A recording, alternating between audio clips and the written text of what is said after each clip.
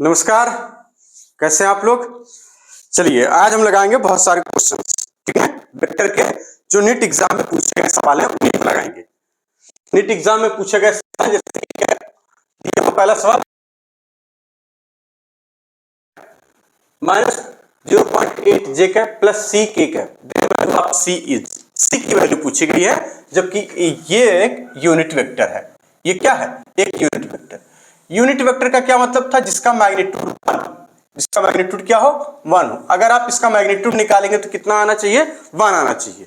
तो इसका मतलब इसका मैग्नीट्यूड कैसे निकालेंगे? तो कहेंगे यानी 0.5 का होल स्क्वायर, ठीक है ना। कोई एक वेक्टर ऐसा बना लीजिए, यानी ऐसे मैग्नीट्यूड निकालने का तरीका आपको याद होगा, ठीक। तो ये हो जाएगा, फिर यहां पर प्लस ब्रैकेट में 0.8 का होल स्क्वायर प्लस सी का होल स्क्वायर इक्वल टू 1 आना चाहिए। क्लियर बात? यानी इसका मैग्नीट्यूड 1 आना चाहिए।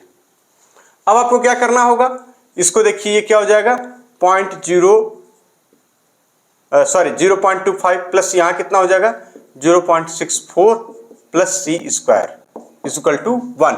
अब ये 1 आप ये जो स्क्वायर हटा सकते हैं क्योंकि दोनों तरफ स्क्वायर करने पर ये 1 रह जाएगा, ये रूट गायब हो जाएगा। जैसे ऐसे लिखा हुआ मान लीजिए कहीं पर ये रूट एक्स इक्वल टू 5 लिखा हुआ, अगर दोनों तरफ स्क्वायर किया जाए तो आप क्या करेंगे रूट एक्स का होल स्क्वायर इक्वल टू 5 का होल 5 स्क्वायर, या इसकी जगह 1 लिखा है मान लीजिए 1 पे आप ज्यादा जोड़ दीजिए, स्क्वायर आपने कर दिया, इसकी वैल्यू 1 हो जाएगी, इसकी वैल्यू क्या हो जाएगी x। तो यहां पर यही है कि इस पूरे का होल स्क्वायर करने पर यह बचेगा सिर्फ इतना और ये 1, ठीक। अब आ जाइए ये क्या करना है, अब इनको ऐड कर लेना है, कितना हो जाएगा 5 4 9, यानी सी स्क्वायर इज इक्वल टू इधर लिखेंगे तो 1 माइनस 0 पॉइंट उसके बाद 5 4 9 और यहां क्या लिख देंगे 6 2 8, ये लिख देंगे। फिर उसके बाद आंसर क्या आ जाएगा आपका, कहेंगे ये c की वैल्यू हमें चाहिए, तो यहां से आप c की वैल्यू लिखेंगे यानी 0।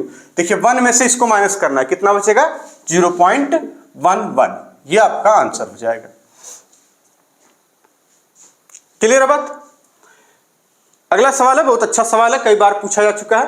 कह रहे हैं if magnitude of sum of two vectors is equal to,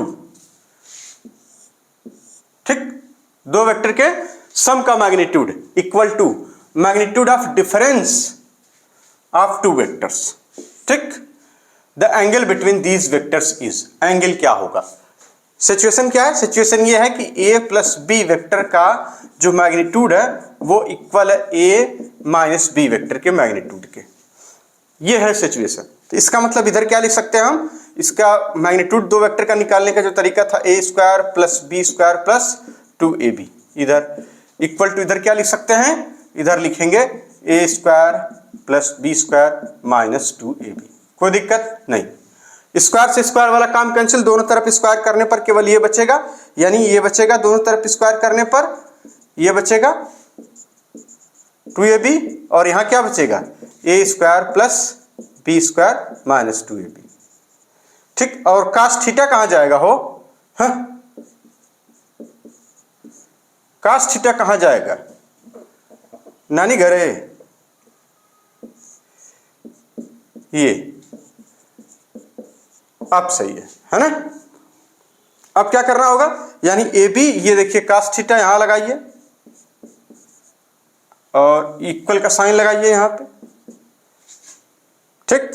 यहां लिख दीजिए कितना a square plus B square उसके बाद minus 2ab cos theta, a square से ए स्क्वायर गया, बी स्क्वायर से बी स्क्वायर गया, प्लस 2ab, इसको भी इधर ही ले आइए, कितना हो जाएगा 4ab cos theta is equal to 0, ठीक।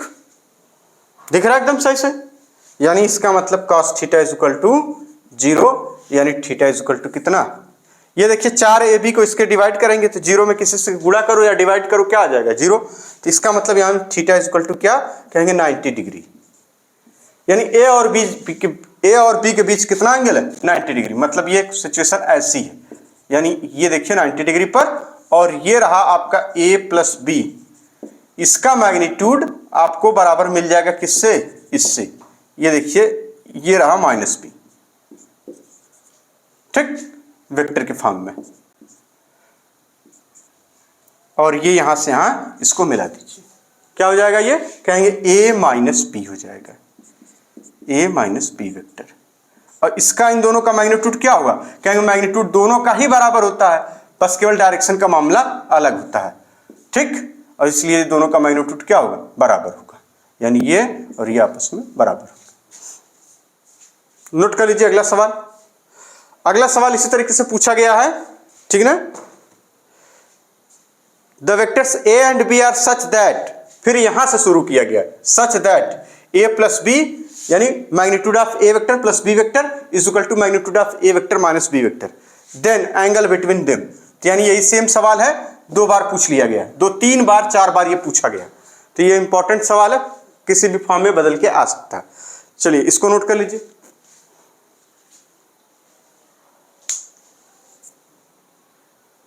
चलिए दोस्त, यहां 3 सवाल दिए हुए हैं। If magnitude of a plus B is equal to magnitude of a vector plus b vector, then angle between a and b is. यानी सिचुएशन ये कब हो सकती है, यानी a वेक्टर और प्लस b वेक्टर का मैग्नीट्यूड ऐड किया जाए तो आपको net a plus b vector मिल जाए। तो वो तो सवाल में खुद उन्होंने बोला है कि a vector plus b vector add करिए, तो जब इसको किसी वेक्टर को ऐड करेंगे तो इसका मैग्नीट्यूड भी क्या हो जाना चाहिए, यानी इन दोनों के मैग्नीट्यूड के बराबर। जैसे मान लीजिए कोई वेक्टर a है और दूसरा कोई वेक्टर b है, इन दोनों को आप ऐड करेंगे यानी इसका मैग्नीट्यूड क्या कहेंगे, इसका मैग्नीट्यूड हो जाएगा साथ में ये।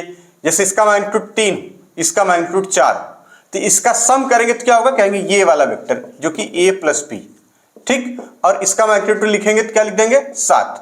तो बात तो वही हो गई कि दोनों के बीच का एंगल क्या होना चाहिए, 0। तो यहां पर क्या हो जाएगा, एंगल यानी एंगल क्या हो जाएगा 0, थीटा इज 0 डिग्री। ये तभी पॉसिबल है, ठीक है ना। बना लीजिए, नोट कर लीजिए, इस तरीके के सवाल पूछे गए। ये सब नीट के सवाल हम लोग लगा रहे हैं। आगे पूछ रहे हैं the magnitude of vector a b and c are 3 4 5 respectively if a plus b यानी a vector plus b vector equal to c vector, ठीक। Then angle between a and b is. 3 4 5 कहां मिला था, सिंपल है, हम कह देंगे इसमें कहां मिला था। ये देखिए आप यहां पढ़ रहे थे जब, ठीक ना, ये 3 था, ये 4 था और ये 5 वेक्टर था। इस तरीके से उन्होंने बोला a plus B equal to C, तो 3 4 5, तो आप पूछा गया angle between a and b क्या हो जाएगा 90 degree, theta equal to 90 degree. इस तरीके के सवाल हम लोग बहुत सारे लगा चुके हैं। ये पाइथागोरस थ्योरम को फॉलो कर रहा है। अगर ये एक साइड इसकी 3 है, एक साइड 4 है, तो तीसरी साइड क्या हो जाएगी, इसकी 5 हो जाएगी। यानी ये बेस हो जाएगा, ये परपेंडिकुलर, ये हाइपोटेन्यूस हो जाएगा, ठीक। तो आपको ये पूरी कहानी हम पहले से भी हम लोग अपने लेक्चर में पढ़ चुके हैं। तो ये वाली कहानी आप यहाँ पे लगा लेंगे पाइथागोरस थ्योरम के साथ। अब आइए, कोई दिक्कत हो रही है, बहुत आराम से छोटे छोटे सवाल हैं, नीट में पूछे गए। कह रहे हैं vector 2i plus 3j plus 8k is perpendicular, ये साइन बना हुआ परपेंडिकुलर, ठीक, टू द वेक्टर 4j। देखिए पहले लिखा हुआ, कुछ लोग इसी को ध्यान नहीं देते। यहाँ पे i पहले लिखा था, यहाँ पे j पहले लिखा, फिर यहाँ पे -4i और plus alpha k, then value of alpha is, alpha की वैल्यू बताइए। अब क्या करेंगे भैया, a डॉट b करिए, ए बी cos थीटा। याद रखिए जब एंगल दिया हो तो आपको क्रॉस प्रोडक्ट या डॉट प्रोडक्ट लगा के सॉल्व करना होगा। तो यहां मोस्टली क्या हम करेंगे, डॉट प्रोडक्ट लगाएंगे। तो यानी a dot b is equal to magnitude of a into magnitude of b, यही ना, b cos थीटा।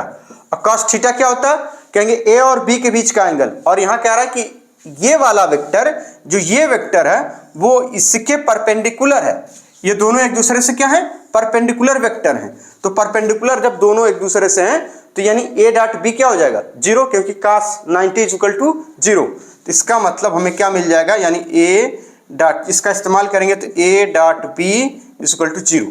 अब हमें रह गया कि a डॉट b करना। a डॉट b करने के लिए हमने क्या लिखा है, i डॉट i वाले को एक साथ करिए, j डॉट j वाले को एक साथ करिए, k डॉट k वाले को एक साथ करिए। यानी इसका कॉफिशिएंट 2 और इसका कॉफिशिएंट कितना -4, कितना हो जाएगा -8। फिर आगे देखिए, इसका 3, इसका 4 क्या हो जाएगा 12, इसका 8, वहां पर अल्फा क्या हो जाएगा +8 अल्फा इज इक्वल टू 0, ठीक। अब देखिए यहाँ 8 था, यहाँ 12 है, कितना हो जाएगा 4, यानी 8 alpha is equal to 4, therefore alpha is equal to कितना, ये -4 हो जाएगा। याद रखिएगा ये कितना होगा -4, ठीक है ना। 4 इधर बचेगा, वो उधर जाएगा, माइनस हो जाएगा। क्या हो जाएगा -1/2, यह आंसर आ जाएगा। ठीक, तो ये 3 सवाल नोट करिए, फिर आगे चलते हैं। और बहुत सारे सवाल जो नीट में पूछे गए अलग अलग चैप्टर में मिलेंगे आपको। ठीक, कुछ सवाल मिलेंगे वर्क पावर एनर्जी में, कुछ सवाल मिलेंगे सिस्टम वही रोटेशनल मोशन में, वहां कुछ सवाल, तो कुछ सवाल वहां से भी उठा के लगा लेते हैं हम लोग, इसको नोट कर लीजिए। चलिए अगला सवाल है, अब cos omega i b equal to cos omega t by 2 i cap plus sin omega t by 2 j cap are function as a time, then value of t at which they are orthogonal to each other is. t की क्या value होगी, दोनों एक orthogonal हो जाए। देखिए orthogonal का मतलब क्या होता है, परपेंडिकुलर, मतलब थीटा 90 डिग्री। t की क्या वैल्यू रखें कि दोनों के बीच का एंगल 90 डिग्री आ जाए, क्योंकि t घटेगा बढ़ेगा तो जाहिर सी बात है cos ओमेगा t पूरे का मान भी घटेगा बढ़ेगा, दोनों की वैल्यू भी घटेगी बढ़ेगी। ठीक ना, तो अब सवाल में क्या पूछा गया है, आपको t फाइंड करना है, t कितना आएगा ताकि वो एक दूसरे से 90 डिग्री पर हो जाए। ठीक, तो 90 डिग्री पर होने के लिए कंडीशन क्या है, 90 डिग्री पर दो वेक्टर अगर 90 डिग्री पर हो रहे हैं तो इसका मतलब हमें पता है कि a डॉट b जो करना होता वो यही करना होता है कि ab cos थीटा कर लेना होता। और जब ये करेंगे तो यहां पर अगर यहां 90 रख दें तो इसका मतलब a डॉट b क्या होना चाहिए, 0 होना चाहिए। a डॉट b क्या होना चाहिए, 0, क्योंकि थीटा क्या 90 डिग्री। क्लियर है इतनी बात, क्लियर हो गई बात। इसका मतलब अब a डॉट b आपको करना था, इस सवाल में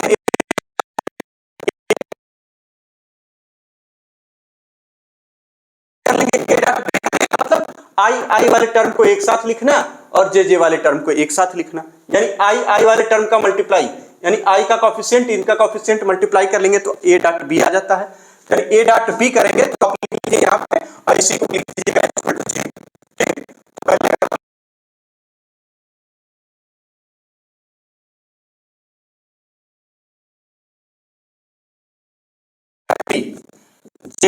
ये ब्रैकेट में और डॉट यहां लगा के फिर cos omega t by 2 I cap और प्लस का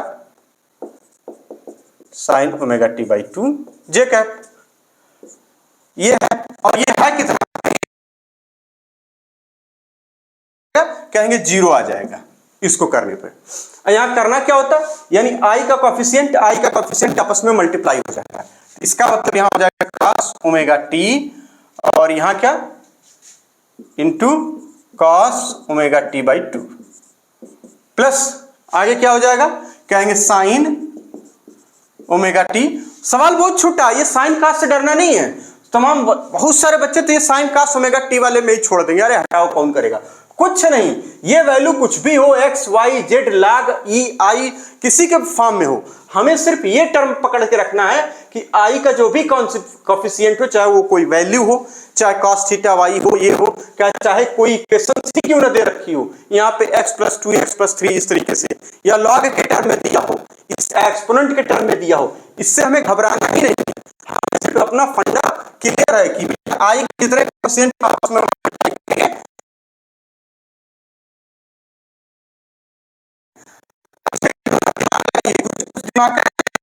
छाप तो लिया। अब यहां से दिमाग लगाना है ट्रिग्नोमेट्री का। ये देखिए क्या बन गया, cos a cos b plus का sin a sin b। ये सिचुएशन कब आती है, कहते हैं एक फार्मूला आता है, देखिए है ना, इसीलिए बेसिक मैथ बहुत पहले पढ़ा रखा है। cos a minus b is equal to क्या होता है, तो कहेंगे cos a minus b is equal to, यहां लिख लीजिए, थोड़ा बड़ा बड़ा लिख दिया, थोड़ा सा इधर लिखे तब आपको ज्यादा सही पूरा एक ही लाइन में आ जाएगा फार्मूला। देखिए cos a minus b is equal to होता है cos a into cos b plus sin a into sin b। अब इसका देखिए यही नहीं लिखा cos a cos b sin a sin b, तो ये इस फार्मूला, अगर इस फार्मूले में दिया हो तो क्या इसकी जगह ये नहीं लिख सकते हैं, बिल्कुल लिख सकते हैं। ठीक इसी तरह से इस फार्मूले की जगह क्या लिख दें हम यहाँ पे, यानी ये 0 और उसका cos लिख दें कितना, omega t minus omega t by 2। ये देखिए आइए क्या बन जाएगा पूरा cos थीटा, इसको पूरा अगर हम थीटा मान लें, या अगर omega T minus omega T by two करेंगे तो कितना आ जाएगा, कहेंगे cos omega T by two आ जाएगा। अब ये पूरा अगर हम थीटा मान लें तो cos कितने की वैल्यू जीरो होती है, cos किसी की वैल्यू जीरो होगी ना भाई, ये हम पूरा थीटा मान ले तो cos किसी चीज की वैल्यू जीरो होती है, वो किस चीज की जीरो, ये हम मान लेते थीटा, तो cos theta is equal to 0 degree, तो थीटा मतलब 90 डिग्री, जाहिर सी बात है, तो इसका मतलब ये हो जाएगा 90 डिग्री, तो यानी omega T by two is equal to 90 degree. और 90 डिग्री को कैसे लिखते हैं, पाई बाई टू, क्या लिखते हैं हम लोग, पाई बाई टू, यानी थीटा क्या यहाँ पे 90 डिग्री और 90 डिग्री को लिखते हैं पाई बाई टू, ठीक, क्योंकि हमें पता है पाई इज इक्वल टू 180, तो उसका आधा करेंगे 180 का आधा 90, तो पाई का भी आधा। अब यहां से क्या मिल जाएगा, टी की वैल्यू, ये देखिए 2 से 2 गया और टी की वैल्यू क्या आ जाएगी, यहां से टी की वैल्यू आ जाएगी पाई बाई ओमेगा। थोड़ा सा अच्छा सवाल है, ज्यादा अच्छा नहीं, थोड़ा सा अच्छा, ठीक है ना। क्यों, क्योंकि आपको ये भूला रहेगा, ये कतई नहीं याद आएगा एग्जाम में, ये तो शर्तिया है, ये वाली चीज नहीं याद आएगी, यहां तक कर लेंगे उसके बाद इंतजार करेंगे। अब क्या किया जा सकता है, क्योंकि इसके बाद ये वाला फॉर्मूला याद आएगा ही नहीं, इसलिए इसको ध्यान में रखिए कि इस तरीके के केसेस बहुत कम बनेंगे और कम वालों के लिए इस तरीके से cos a minus cos b या sin a minus sin b बनता है, ठीक है ना। तो ट्रिग्नोमेट्री में जो बेसिक मैथ पढ़ाया गया उसमें से आप इसको याद रखिए अच्छे से, एकदम बहुत जरूरी है ये। तो इस सवाल को नोट करिए, फिर आगे अगला सवाल।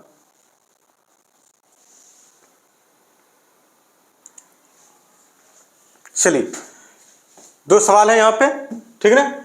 ए वेक्टर दिया हुआ 3i plus 4j plus 5k cap, b vector 3i plus 4j minus 5k cap, angle between them will be, दोनों के बीच का एंगल क्या होगा।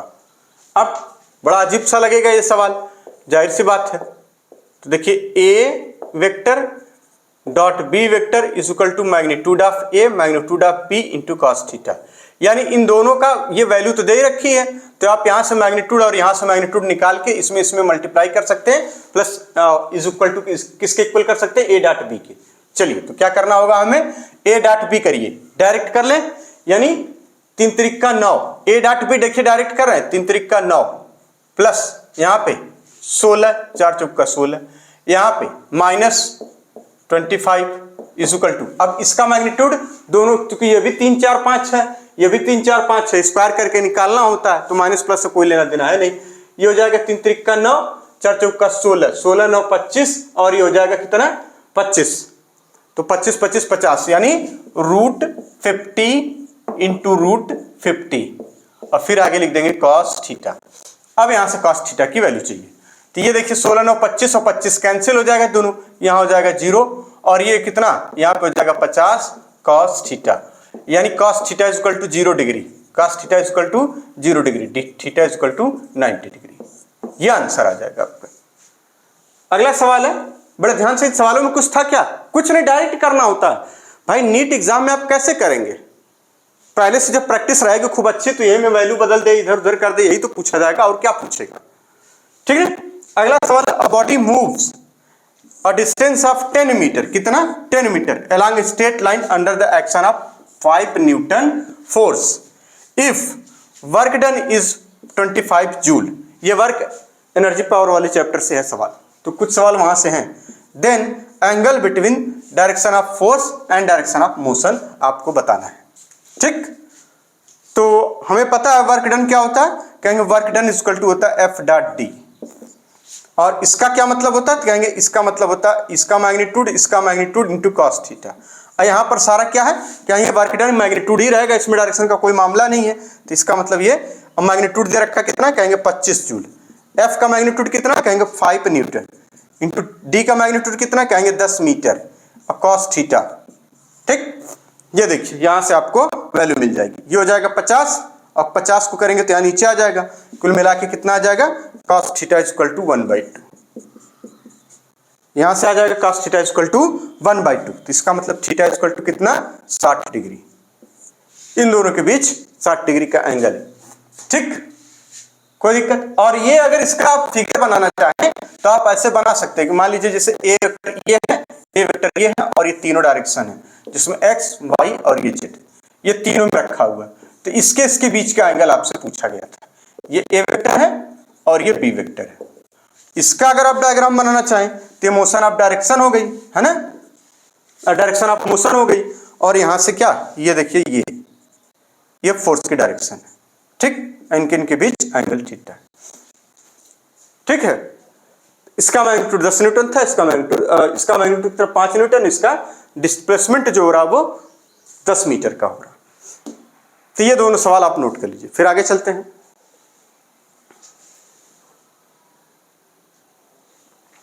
चलिए अगला सवाल है, a body constant to move in y direction, मजबूरी है ना, कांस्टेंट का मतलब उसकी मजबूरी है कि उसी की तरफ मूव कर रहा है जिधर एक फोर्स काम करेगा। कांस्टेंट मोशन पढ़ते हैं, मतलब इसका क्या मतलब होता है, कहेंगे जैसे आपको एक बॉडी ऐसे खींच रहे हैं, तो ये बॉडी क्या है, जैसे ये रस्सी तो इधर, यानी बॉडी किधर, रस्सी इधर मूव कर रही है, रस्सी इधर, इस पर फोर्स लगा के इधर खींचा जा रहा है इधर की तरफ, तो रस्सी इधर मूव कर रही है, तो इसकी भी मजबूरी है कि ये इधर ही मूव करे। तो इस टाइप के मोशन को कांस्टेंट मोशन कहते हैं, ठीक है ना। यानी a body constant to move in y direction is subjected to a force given by, force दे रखा है कितना, फोर्स है इसमें -2i cap plus 15j cap plus 6k cap Newton. यानी a body constant to move in y direction is subjected to a force by F is equal to -2i cap plus 15j cap plus 6k cap newton. The work done, आपसे work done पूछा गया, by this force is moving the body through a distance of 10j cap metre along y axis is, ठीक। यानी सिर्फ और सिर्फ जो moment हो रहा है, यानी जो डिस्टेंस कवर हो रही है किधर की हो रही है, वाई डायरेक्शन में। तो इसका मतलब हमें W इज इक्वल टू क्या होता है पता है, F.D होता है, ठीक, क्लियर है बात एकदम। यहां पे क्या दे रखा है हमें, यहां पे हमें चाहिए W इज इक्वल टू कितना, ये देखिए दिया हुआ फोर्स -2i कैप और यहां प्लस 15j कैप और यहां पे प्लस 6k कैप, ये हो गया, F.D करना है। तो अब आगे क्या कर रहे हैं हम इसमें, यानी इनटू और D का वेक्टर वो कितना है, केवल और केवल है 10j कैप। तो जाहिर सी बात है J और I आपस में मल्टीप्लाई होंगे, जीरो हो जाएगा, J के आपस में मल्टीप्लाई होंगे, जीरो हो जाएगा। ये वेक्टर का रूल है, आपको पढ़ी के आ रहे हैं यूनिट वेक्टर में, तो कि सिर्फ और सिर्फ J वाला आपस में मल्टीप्लाई होगा और क्या हो जाएगा 150 जूल, ठीक। ये जूल है, J कैप नहीं जूल, हाँ भैया ये जूल है, ठीक है, यूनिट इसकी जिसकी होती है। सवाल समझ में आ गया, बड़े छोटे छोटे बड़े अच्छे अच्छे सवाल पूछते हैं। आगे बताओ जरा, vector A, B and C are such that, इस प्रकार है कि A.B इज इक्वल टू 0, क्या है A.B इज इक्वल टू 0 और A.C इज इक्वल टू भी 0, ठीक। Then the vector parallel to A is, the vector parallel to A is, कौन से इसमें कौन सा ऐसा वेक्टर है जो A के पैरेलल है, यही पूछा गया आपसे। तो आप क्या करेंगे, अब यहां पे देखिए A.B इज इक्वल टू 0 और A.C भी इज इक्वल टू 0, मतलब आपसे कहा जा रहा A.B is equal to 0 degree, sorry 0, और साथ ही साथ कहा जा रहा A.C भी 0 है। तो इसका मतलब दोनों में A तो अपनी जगह ही रहेगा, उससे तो कोई दिक्कत नहीं। और दोनों क्या है, यानी A और B कितने एंगल पर हो जाएंगे A 90 डिग्री पर। A.B is equal to AB cos theta होता है, तो A.B अगर 0 है तो theta is equal to 90 degree पर। इसका ये मतलब हुआ। अच्छा दूसरी चीज ये भी, तो हमें ये पता चल गया कि यानी ये कहाँ होंगे, एक ही प्लेन पर, ये भी क्या होंगे एक ही प्लेन पर, यानी सेम प्लेन में सारे वेक्टर हमें मिलेंगे। तो सेम प्लेन में सारे वेक्टर मिलेंगे, तो एक ये अगर इस तरह से मिला तो B ये देखिए ये इस तरह से मिल जाएगा आपको, तो C कहाँ मिलेगा। अब आपसे पूछा जा रहा है A क्रॉस B A के पैरेलल हो, या फिर B प्लस C A के पैरेलल हो, या B क्रॉस C A के पैरेलल हो, या B एंड C दोनों A के पैरेलल हो। सवाल यही है, ठीक है ना। तो पहले तो इसको जरा सा देखिए,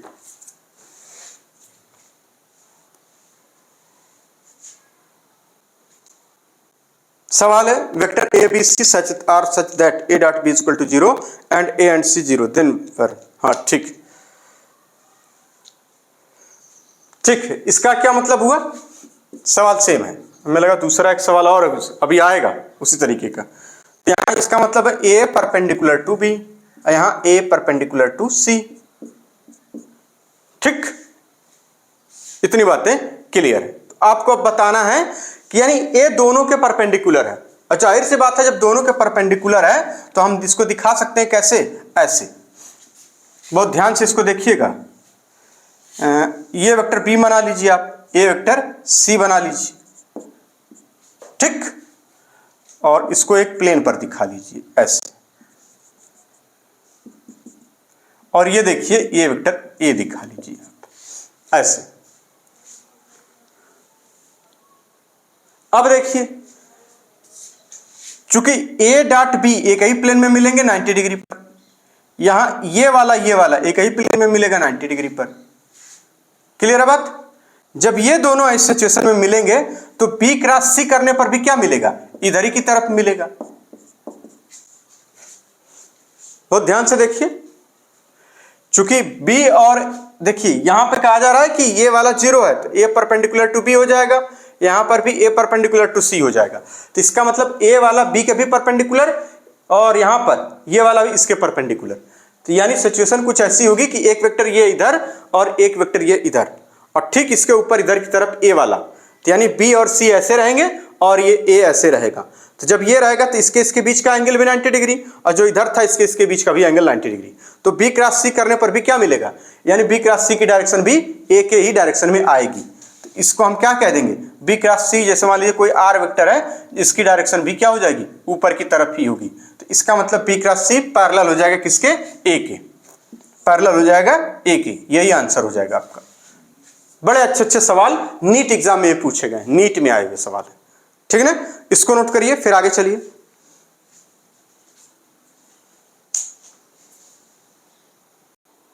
चलिए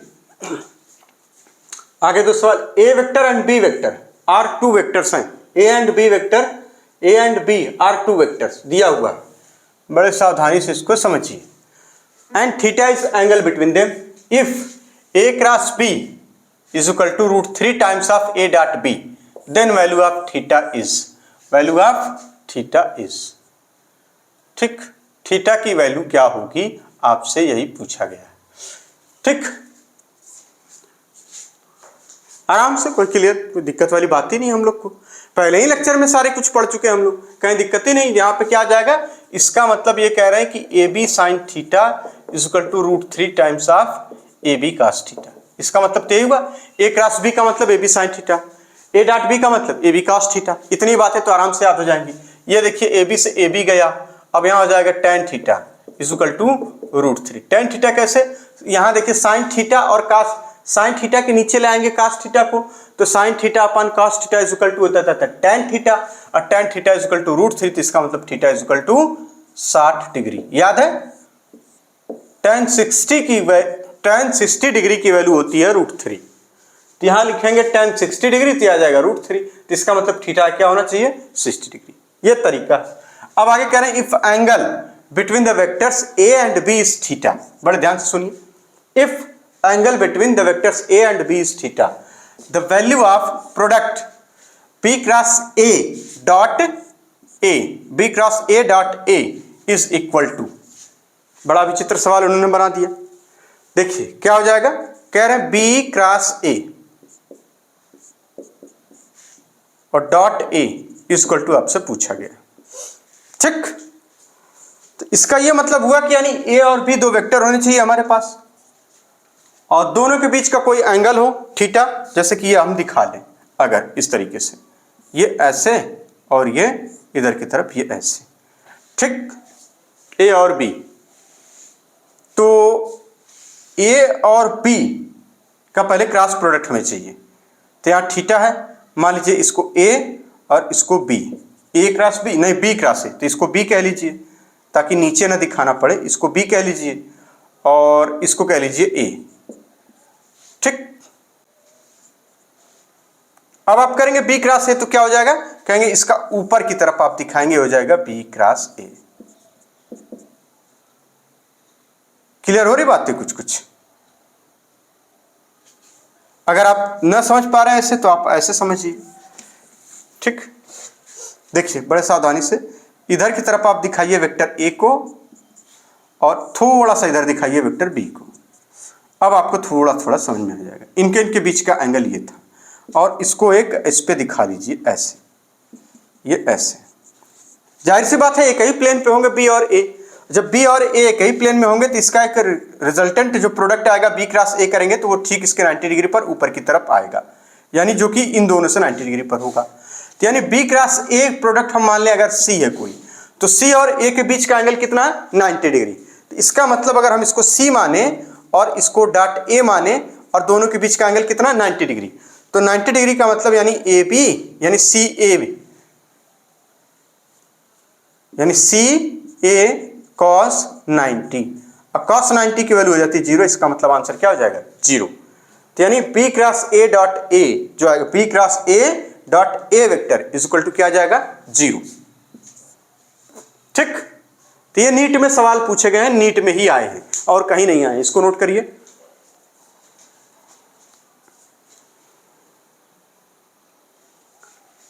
चलिए आखिरी के दो सवाल। If A cross B is equal to √3 a dot B, then value of magnitude of a plus B is क्या होगा। तो यहां से इसको अभी सॉल्व किया गया था, तो क्या मिला था हमें theta is equal to 60 degree, अभी ठीक पीछे सॉल्व किया गया था। और अब हमें चाहिए ए और बी के बीच मैग्नीट्यूड दोनों का, तो मैग्नीट्यूड निकालेंगे तो इसका मतलब ए प्लस बी का जो मैग्नीट्यूड होता है वो कितना आता है, कहेंगे A square plus B square plus 2ab cos theta. Cos theta की जगह हम क्या रख दें 60 डिग्री, यानी कॉस 60 का मतलब 1/2, यानी 2 से 2 गया। यानी इसका मतलब ये पूरा होता किसमें, कहेंगे ये सब मामला रूट में चल रहा था, यानी A square plus B square plus A B की पावर 1/2। इस तरीके के भी सवाल नेट में पूछे गए। अगला सवाल, कोई दिक्कत है क्या इसमें भाई, इसी को सॉल्व करके पहले ये ले आइए, फिर इसका a प्लस बी करिए। तो a प्लस बी का मैग्नीट्यूड निकालने के लिए किसी वेक्टर का वो हमें क्या करना पड़ता है, A square plus B square plus 2ab। Add वाले में तो यही करते हैं, यहाँ ऐड का साइन लगा था है ना, इसलिए हमें ये करना पड़ा A square plus B square plus 2ab cos theta. और cos 60 रख देने पर 2 से 2 cancel, A square plus B square plus ab आ गया। अगला सवाल है find the torque of a force F is equal to -3i cap plus j cap plus 5k cap acting at a point R is equal to 7i cap 3j cap plus k cap। यानी आपसे torque पूछा गया है, तो torque vector हो जाता है क्या R cross F। F cross R नहीं करना है वरना गलत हो जाएगा। इसका मतलब हमें क्या करना था, पहले R लिखना है, यानी R का सब कुछ लिख के अब कैसे डिवाइड करना होगा, तो यानी I माइनस J और K। R के बारे में क्या इंफॉर्मेशन, यहाँ पे 7 है I के साथ, फिर यहाँ पे 3 है और यहाँ 1 है। फिर इसी तरीके से F के साथ क्या है, यहाँ -3 है, यहाँ 1 है और यहाँ 5 है। अब इसको क्रॉस प्रोडक्ट की तरीके सॉल्व कर लेना है। तो ये हमें R और F के बारे में मिल गया, ये था R के बारे में सब कुछ और ये था F के बारे में। अब हमें करना R क्रॉस F। ठीक, वेक्टर के फॉर्म में आंसर दिया हुआ इसलिए R क्रॉस F वेक्टर के फॉर्म में निकाल लेना है। तो हमें पता है यहाँ पे I हो जाता है, इस वाले को पूरा बंद कर लेंगे, यहाँ से हो जाएगा कितना 5 10 15, कितना हो जाएगा, देखिए इसको बंद कर लीजिए, ये जो वैल्यू है ठीक है ना, इसको लिखिए यहाँ पे 15। ठीक, फिर माइनस का साइन लगाइए, इसको बंद कर लीजिए, कितना हो जाएगा 1, कोई दिक्कत नहीं। अब आ जाइए -j, जब -j करना होगा तो ये 7 5 35, फिर माइनस का साइन लगा के अब आगे जो कुछ करना होगा करिए। तो यानी ये हो जाएगा 3 × 3 -3 मतलब प्लस यहाँ पे 3 हो जाएगा।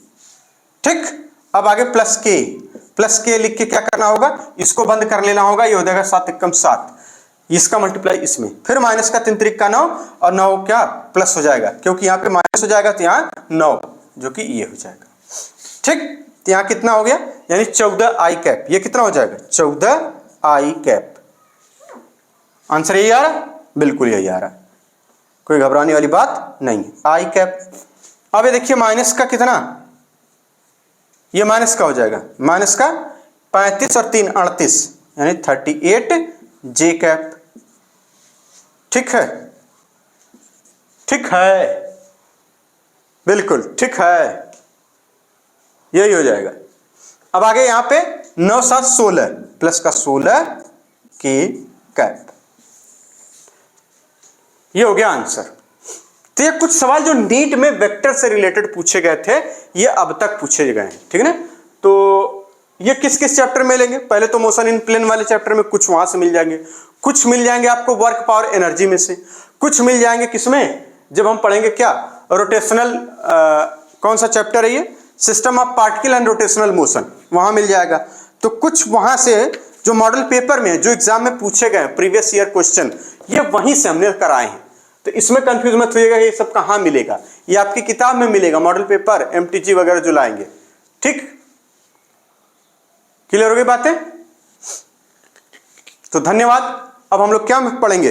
अब हम लोग पढ़ेंगे मोशन इन प्लेन, जहां पे पढ़ेंगे position vector, displacement as a vector, उसके बाद वेलोसिटी एज अ वेक्टर, उसके बाद एक्सेलरेशन एज अ वेक्टर। इस तरीके से पढ़ते चले जाएंगे। तब तक के लिए धन्यवाद, और आप इसको खूब मेहनत से पढ़ते रहिए।